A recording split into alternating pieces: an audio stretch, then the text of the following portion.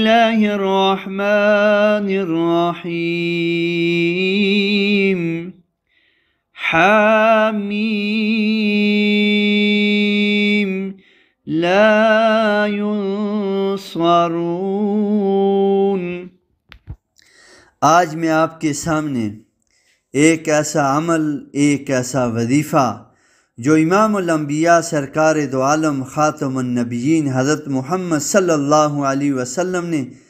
غزوہ خندق کے موقع پر اپنے پیارے صحابہ سے فرمایا کہ اے میرے صحابہ، اس کو تم پڑھتے چلو۔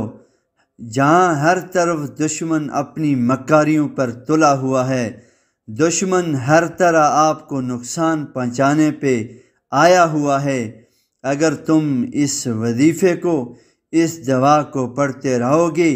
تو دشمن تمہارا کچھ نہیں بگاڑ سکتا۔ تو اس لیے یہ ایسا وظیفہ ہے، ایسا عمل ہے، اگر تمام جسمانی اور روحانی بیماریاں ہوں، الجھنیں ہوں، غموں کے پہاڑ ہوں، زندگی سے مایوسی ہو، موت کی تمنا کرنے والے ہوں اور تنگ دستی ہو، لا علاج امراض سر پر امڑ آئے ہوں اور جادو کی تمام تر اقسام، کاروباری بندشیں، ذہنی بے سکونی، دلی اضطرابیت، دنیاوی نقصانات،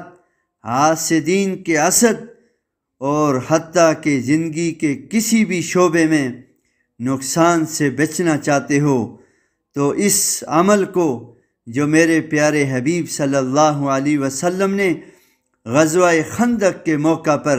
جو انتہائی مشکل اور کٹھن وقت تھا، اس وقت صحابہ کو اس کی تلقین کی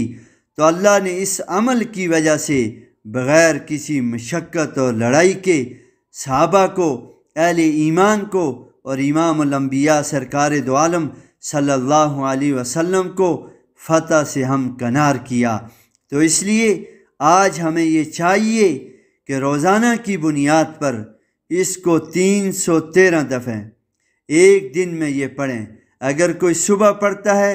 تو وہ صبح پڑھ لے، اگر کوئی شام کو پڑھنا چاہتا ہے وہ شام کو پڑھے۔ اگر خشوع اور خضوع سے پڑھے گا، اس میں نورانیت آئے گی، اللہ کے ہاں قبولیت کا درجہ پائے گا۔ تو اس لیے ہر مشکل، ہر پریشانی، ہر مصیبت سے بچنے کے لیے اس عمل کو اپنی زندگی میں لائیے، تو انشاءاللہ العزیز یہ بڑے بڑے اکابرین اور بڑے بڑے صلحاء اور اتقیاء کا یہ مجرب نسخہ ہے اور پیارے حبیب صلی اللہ علیہ وسلم کی بتائی ہوئی دعا ہے۔ اللہ تبارک تعالیٰ مجھے اور آپ کو اور پورے عالم کے مسلمانوں کو اس پر عمل پیرا ہونے کی توفیق عطا فرمائے۔ جزاکم اللہ خیر و احسن الجزا۔